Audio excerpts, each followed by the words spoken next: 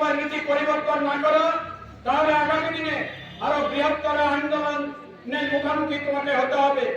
এবং প্রয়োজনে সেই ধরনের সরকার আমাদের দেশের মধ্যে আমরা তৈরি করতে ভূমিকা নেব, যে সরকার শ্রমিকের স্বার্থ রক্ষা করবে, কর্মহীন মানুষের কাজের ব্যবস্থা করে দেবে, কৃষক কৃষি মজুরদের দাবিগুলিকে মান্যতা দেবে, জিনিসপত্রের দাম একটা স্থিতিশীল অবস্থার মধ্যে বিরাজ করবে। এ ধরনের ব্যবস্থা কায়েম করার জন্য গোটা দেশের মধ্যে আরো বেশি তীব্র আন্দোলন করে তুলব। এই পরিস্থিতি শাসক দল সহজভাবে গ্রহণ না করে পাকা পথে কি করে এই আন্দোলনকে দমন করা যায়, এই আন্দোলনকে হটিয়ে দেওয়া যায়, তার জন্য তার সামরিক বাহিনী, আধা সামরিক বাহিনী, পুলিশ তাকে ব্যবহার করে। এটা ব্যবহার করার মধ্যে দিয়ে ধর্মঘট ভাঙার জন্য যারা গোটা দেশে, সেখানে আমরা দেখলাম সমুদ্র হিমাচল সেখানে ঝাঁপিয়ে পড়লো।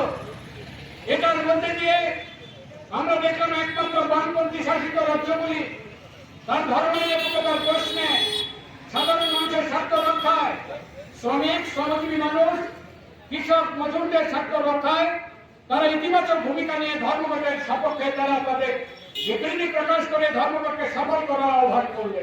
কিন্তু অপরদিকে শাসক শ্রেণী মারমুখী হয়ে এই ধর্মঘট প্রতিহত করার জন্য ঝাঁপিয়ে পড়বে। আমরা দেখলাম আমাদের দেশে সর্বশেষ রাজ্যের আগের রাজ্য তামিলনাড়ু, সেই তামিলনাড়ুতে গুলি চালিয়ে 12 জন শ্রমিক, কৃষক, ক্ষেত মজুর এই অংশের মানুষকে তারা খুন করলেন। কি তাদের অপরাধ? অপরাধ হচ্ছে ধর্মঘটে সামিল হওয়া।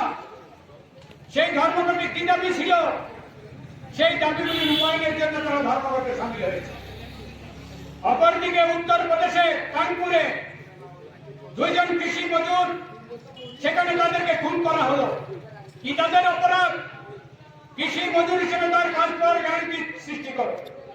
এইভাবে আমরা ক্রমান্বয়ে গোটা দেশের শ্রমিক শ্রেণীর শ্রমজীবী মানুষ তার স্বার্থ রক্ষায় বছরের পর বছর ধরে আমরা এই শাসক দলের নীতি সম্পর্কে বিশ্লেষণ করে তার অবস্থা পরিবর্তনের পর্যালোচনা করছিলাম। এতে বেশিরভাগ মানুষের স্বার্থ রক্ষিত করছে কি করছে না, এই প্রশ্নে আমরা দেখলাম শ্রমিক শ্রেণীর শ্রমজীবী মানুষের জীবনের মধ্যে সংকট